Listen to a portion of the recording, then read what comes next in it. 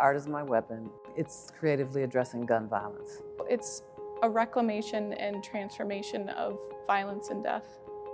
The weapons came from a buyback in 2015 and were distributed to artists after being decommissioned by the police department. Some of these weapons may have been used for ill means. You know, the act of taking these devices, which are created to kill, and converting those into something beautiful. It's such a important transformation to make, to show this isn't the only way. I was shot at an event that I was at. It wasn't intended for me, I was just a bystander. So I can relate to that as being a victim of gun violence. You know, my neighbor's 5-year-old son found a loaded handgun in the laundry basket and accidentally killed himself. About 11 young people to get murdered that I've worked with over the years.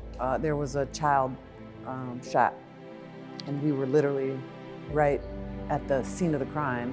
And then that's when I clicked and was like, I have to do something. It's a matter of public health. Like, it's a problem, it's a crisis. You can't fix a problem if you won't admit you have one.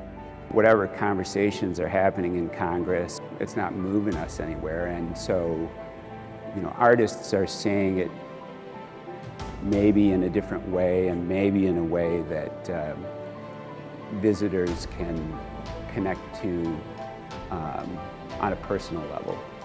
Title's 53 and 30, and that refers to the statistic that 53 women are killed every month as a result of gun violence in intimate relationships. It's important to acknowledge that the story we hear about a Black woman that's a victim of domestic violence is going to sound differently than a white woman that's a victim of domestic violence. There is a missing piece of empathy, of sympathy. You know, I thought about the historical aspects of, you know, people, you know, fighting for the flag, and the flag being this symbol of, you know, freedom and liberty, and you know, those kind of American values and ideas. What do I want from the viewer when they see that? I want them to really think about, you know, how do we get to where we got to now? These ideas of using a gun to get to those values and ideas. And that can mean destruction or death.